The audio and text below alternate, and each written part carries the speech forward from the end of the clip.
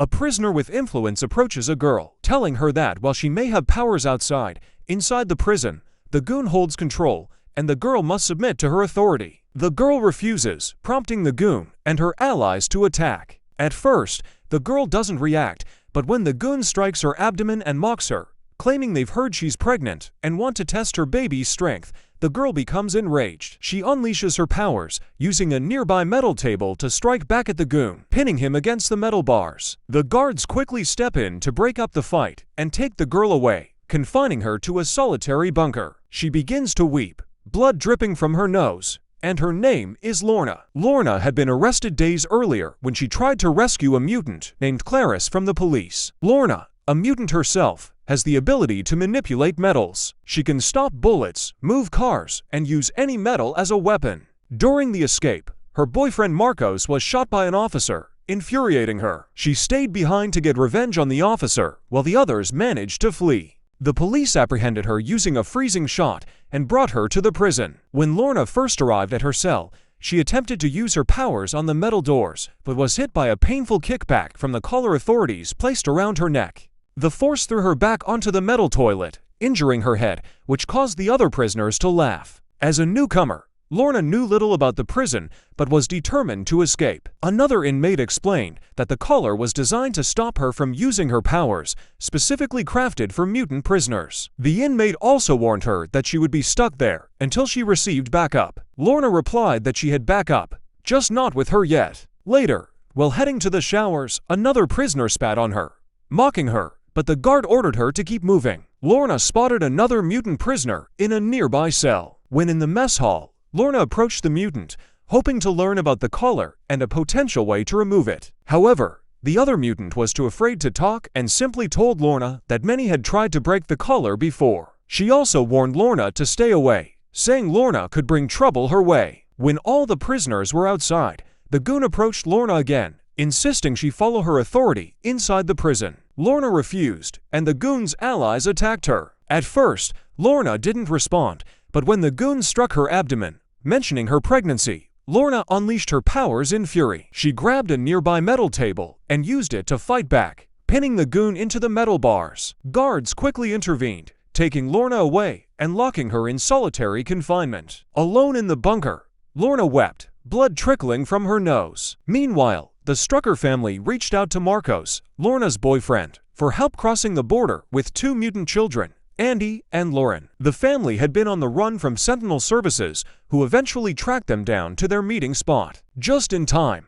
two other mutants, Johnny and Clarice, arrived to help. Clarice used her power to open a portal and get everyone out, but Reed Strucker, the father, was shot and arrested. The effort of keeping the portal open for such a long distance caused Clarice to fall ill, and multiple portals began to open uncontrollably around her. Meanwhile, Caitlin Strucker heads to the hospital to get medication for Clarice. After administering it, Clarice finally begins to recover, and the portals she had been creating start to close. Caitlin feels guilty, thinking that she may have destroyed the underground headquarters, a secret mutant organization. However, Johnny reassures her that she's not at fault, as the facility was already in bad shape. In a different setting, Reed Strucker, who has been arrested, is being interrogated by the police. They pressure him to help locate the mutants, but he refuses to cooperate. Meanwhile, Lorna is doing everything she can to break out of her cell. Despite using all her strength, she only manages to open the door slightly. This effort leaves her exhausted,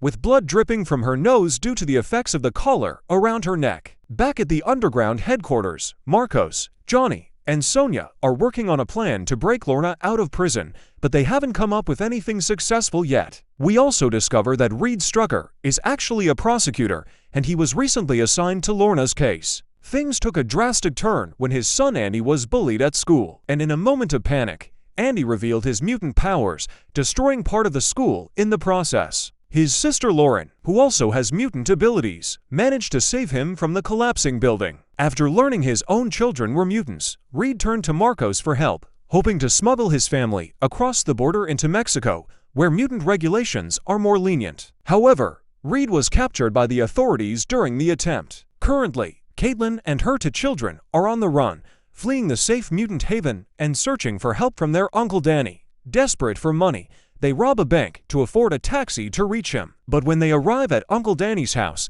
he refuses to assist them out of fear of Sentinel services. Things escalate when armed locals show up, having learned that the mutants involved in the recent school destruction are in the area. Just in time, Marcos and Johnny arrive to help the Strucker family escape the dangerous situation. They all pile into an SUV and drive away, but they are pursued by the armed locals in 2 vehicles. The situation becomes even more perilous when gunfire is exchanged. Fortunately, Clarice appears and opens a portal, transporting the SUV and its passengers to safety. Afterward, Caitlin apologizes to Marcos, admitting that she shouldn't have sought help from ordinary people. Back in the prison, Lorna is moved to a new cell, where she unexpectedly encounters Reed. Reed tries to apologize for his previous actions, explaining that he was just doing his job and didn't realize the innocence of the mutants he prosecuted until he learned that his own children were mutants. Lorna, however, tells him that his apologies should be directed toward the mothers and children who were torn apart because of his work. Shortly after, both Lorna and Reed are transferred to another facility under heavy security. The bus they are transported in is entirely made of plastic to prevent Lorna from using her powers. Meanwhile, Andy, Lauren, and their mother stand atop a building. Planning to rescue Reed, they coordinate with their mutant allies to free both Lorna and Reed from the custody of Sentinel services. When the bus reaches a prearranged location, Andy and Lauren work together to burst one of its tires, forcing the entire convoy to stop. As this happens, the main group of mutants launches an attack on the Sentinel services officers. Shatter, a mutant who can turn invisible, approaches the bus first, but is spotted and shot by one of the officers. Marcos and Johnny try to use their powers, but discover that they are suddenly unable to, as are the other mutants, including Clarice. The plan to open a portal inside the bus and free Lorna and Reed seems to be falling apart. During the chaos, Johnny sees someone he recognizes, Pulse, an old ally who was believed to have died during a previous attack. To Johnny's shock, Pulse is not only alive, but now working with Sentinel services against the mutants. Pulse has the ability to disrupt digital devices and can also prevent other mutants from using their powers,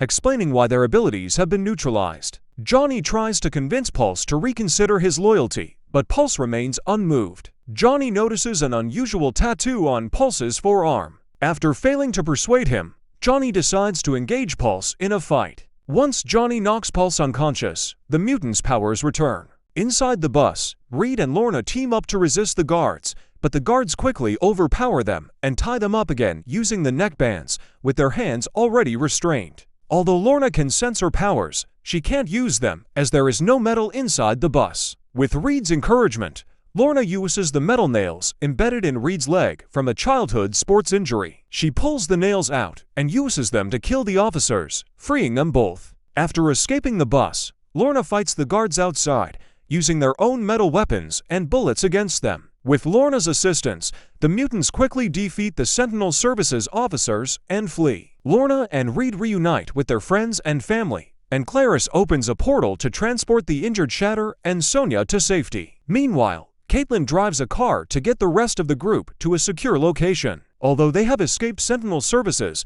they are still being tracked by a drone. Lorna spots the drone in the car's rearview mirror, and Marcos uses his light powers, reflecting them off the mirror to incinerate the drone. During the drive, Marcos expresses to Lorna how much he missed her while she was gone and reveals that he knows about the baby growing inside her. As they travel, they come across a roadblock set up by Sentinel Services. Marcos suggests reversing, but Lorna insists on driving straight through. When they reach Officer Turner, Lorna uses her powers to disarm the officers and capture Turner, taking him with them to an abandoned location. There, Lorna restrains Turner by wrapping a metal beam around his neck. She demands to know what happened to their fellow mutant, Pulse, and what caused him to betray them. Turner claims not to know what happened, but believes that Sentinel Services may have influenced Pulse, leading him away from a group that harms innocent people. Turner then reveals that his daughter was killed during a mutant protest. He admits that he doesn't know whether a good or bad mutant was responsible for the energy that caused her death,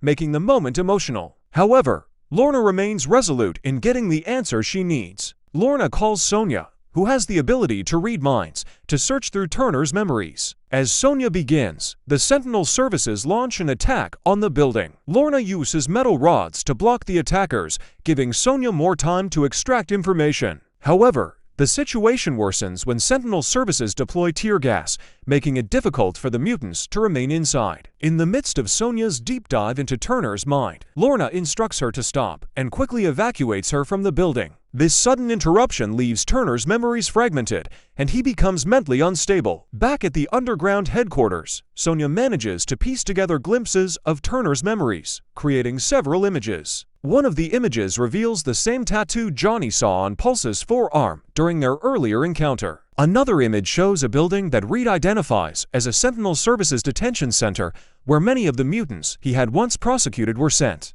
However, those who were sent there mysteriously disappeared, never to be heard from again. Lorna suggests that Sentinel Services is escalating its tactics by using brainwashed mutants against them. Pulse, who was Johnny's closest friend and trained under him, had been turned. Lorna emphasizes that if Pulse could be manipulated, any of them could be next. With this knowledge, they formulate a plan to infiltrate the building and gather more information about the dangerous program. They carefully prepare for the mission, and Reed, Andy, and Marcos set out toward the Sentinel Services Detention Center, concealed inside a large truck. During the journey, a police officer pulls them over and instructs the driver to present his documents. From inside the truck, as the driver opens the rear gate, Marcos uses his ability to absorb all the light, creating complete darkness and rendering them invisible to the police officer. As a result, the officer allows them to continue on their way. Upon reaching the building, they discover that security is much tighter than expected. At the front gate,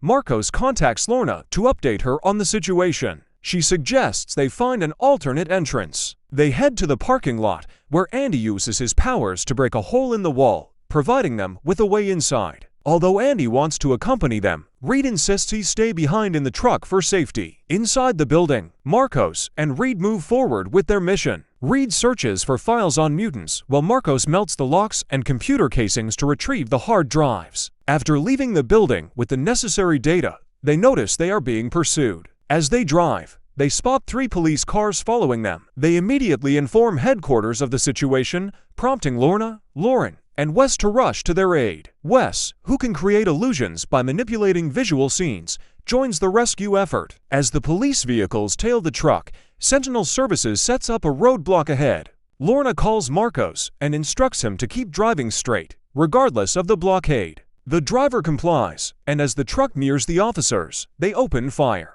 Lorna uses her powers to stop the bullets mid-air. She then directs Lauren to create a slide with her powers, allowing the truck to fly over the obstacles and continue. Lauren successfully forms the slide, enabling the truck to pass over the roadblock. Next, it's Wes's turn to use his abilities. He creates the illusion of the truck splitting in two, with one version heading left and the other right. The agents from Sentinel Services are tricked, splitting into 2 groups as they chase after the fake trucks. Meanwhile, the real truck continues straight, cloaked by an illusion that makes the road appear empty behind it. Thanks to their teamwork, Reed, Marcos, Andy, and the critical information they recovered are safely out of harm's way. Back at the Sentinel Services headquarters, Agent Turner is seen urging his team to ramp up their efforts to find the mutants. He orders them to decode all communication signals within a 50-meter radius by monitoring every phone call. Turner is visibly desperate in his pursuit of the mutants. Meanwhile, Dr. Campbell arrives, known for his twisted experiments on mutants in his lab.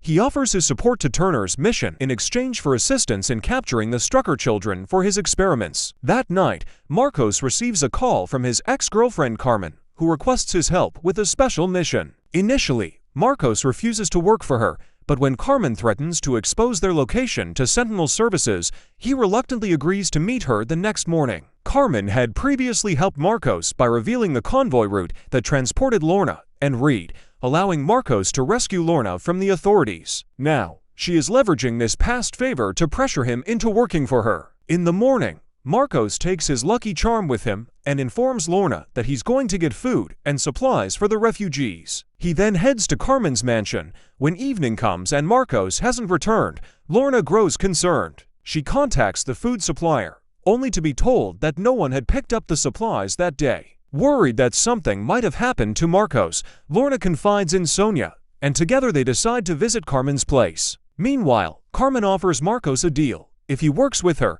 she will provide financial support for the mutant refugees. Marcos, however, is unwilling to accept her terms. Carmen then tries to persuade him to join her in an operation to destroy a shipment of drugs. Marcos refuses to engage in any violent activities, so Carmen introduces another mutant to handle the guards. She tells Marcos that all he needs to do is use his powers to set the shipment on fire. Carmen is deeply involved in the illegal drug trade, with blood on her hands from countless victims. This is the very reason Marcos chose to leave her in the past, and it's why he still refuses to work with her. When Lorna and Sonia arrive at Carmen's mansion, they confront the guards. Sonia uses her abilities as Dreamer to pull memories from one of the guards, revealing where Carmen and Marcos are located. Meanwhile, Carmen is pleased with how the job turned out thanks to Marcos' help and rewards him with a brief kiss. Back at the underground hideout, Marcos returns with food supplies and makes up a story about why he was delayed. However,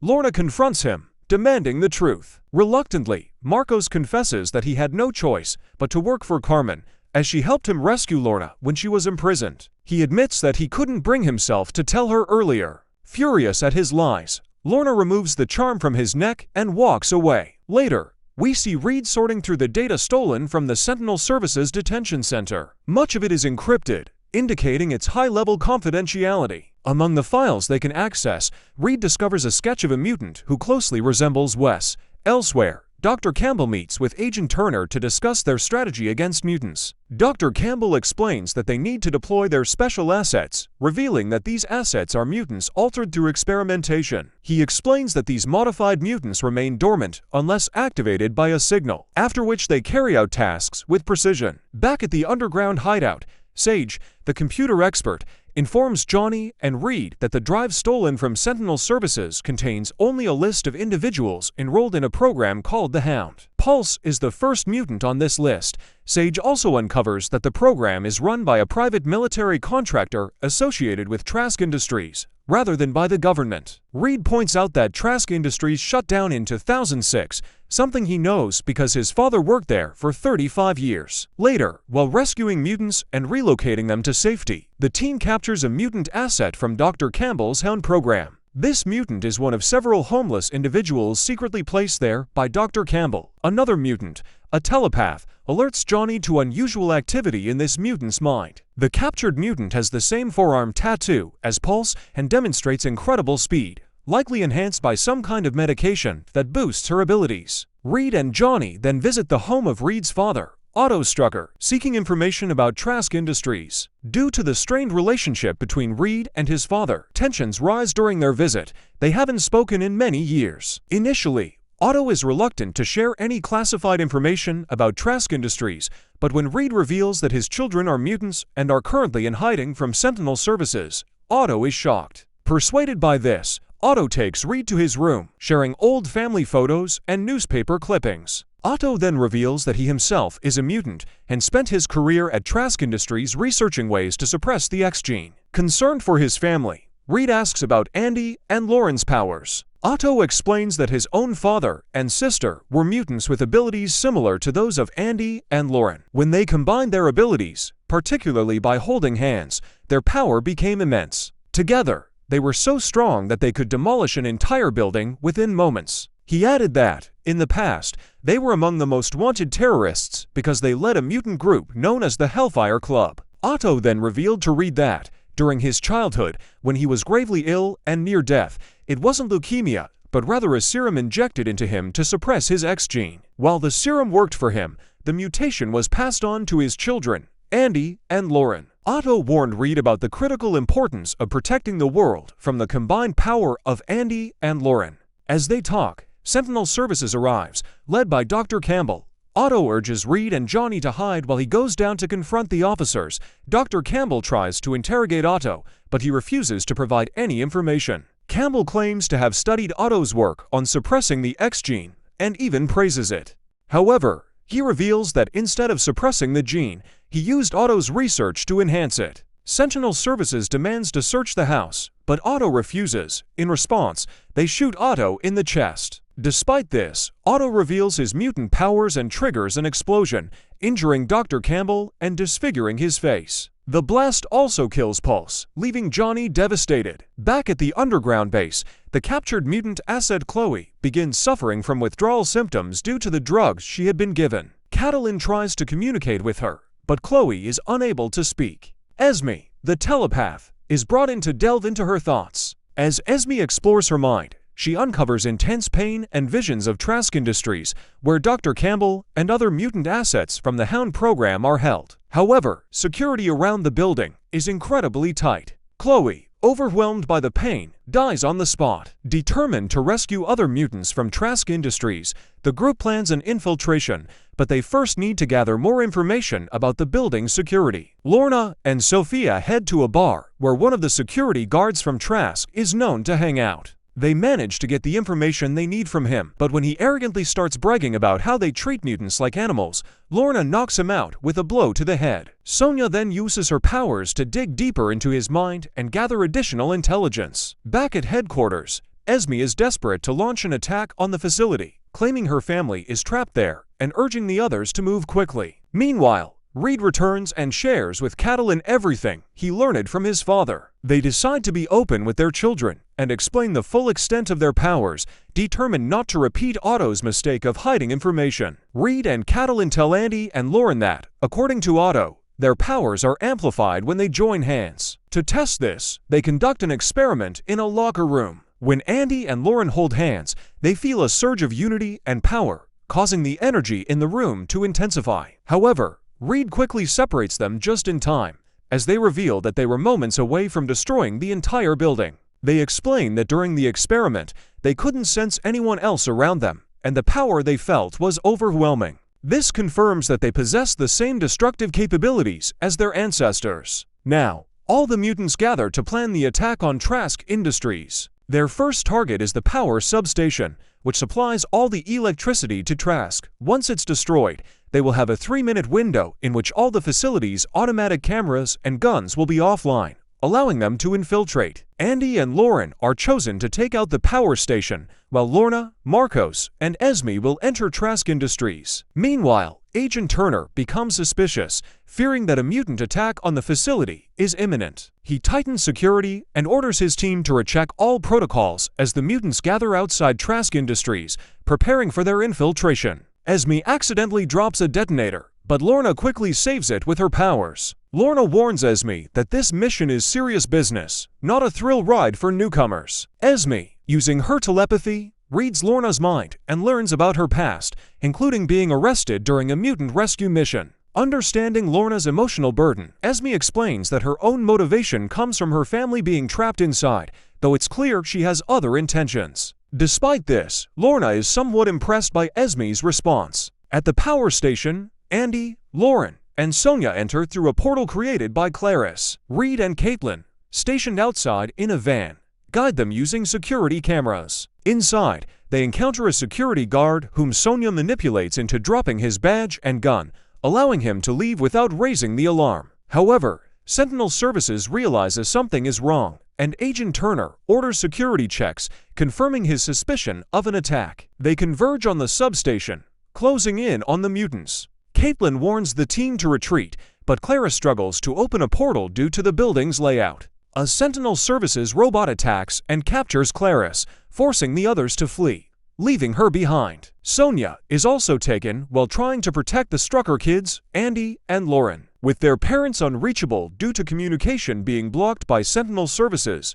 Andy and Lauren run to the basement. Finding no way out, they decide to use their powers to escape. They join hands, triggering a powerful energy flow, but Andy abruptly pulls back, realizing their abilities could harm innocent people trapped inside. As they hesitate, Sentinel Services arrives and apprehends them. Meanwhile, the rest of the mutants, preparing to attack Trask Industries, stop their mission upon hearing their teammates have been captured. Esme is frustrated by the decision to halt the operation and insists on continuing, but they return to their underground base, ignoring her protests. At Trask Industries, Andy and Lauren are taken to Dr. Campbell, who reveals that he's been anticipating this moment. He fits them with special suits to monitor their mutant energy levels and sends them to a bunker made of indestructible alloy. Equipped with biosensors, Dr. Campbell wants to see the full extent of their combined powers, but the Strucker kids refuse to comply. In response, he brings Sonia and Clarice to the scene and demands they cooperate.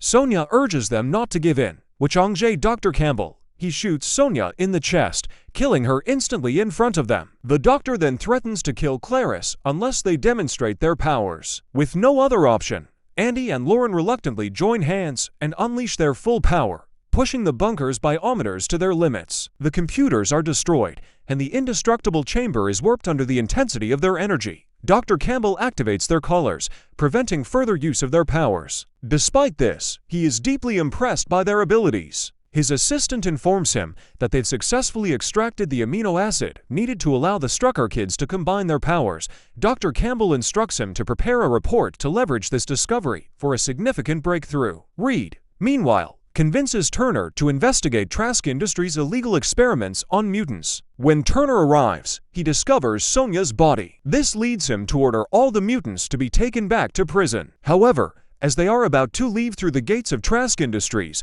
more mutants from the underground arrive. In a shocking twist, Esme betrays the group and launches an attack on the convoy, using her powers to single-handedly strike against them. She disables the collars of all the mutants and uses her powers to manipulate the officers into turning on each other, taking them down one by one. It's soon revealed that Esme has two identical twin sisters in the convoy, and her actions were aimed at rescuing them from Trask Industries. With all the mutants now free and back at the underground headquarters, Esme's true identity, along with her sisters, is uncovered. The Frost sisters. They are influential figures, with one of them even involved in a senator's political campaign. Upon their return to the underground headquarters, the Frost sisters seek help from other mutants to completely dismantle the Hound program. However, the headquarters is divided. Some mutants want to join the Frost sisters and tackle the problem their way, while others prefer to use their own methods. The Frost sisters give them time to decide and leave the headquarters. Amid the uncertainty, the Strucker family decides to leave the underground hideout and head to Mexico.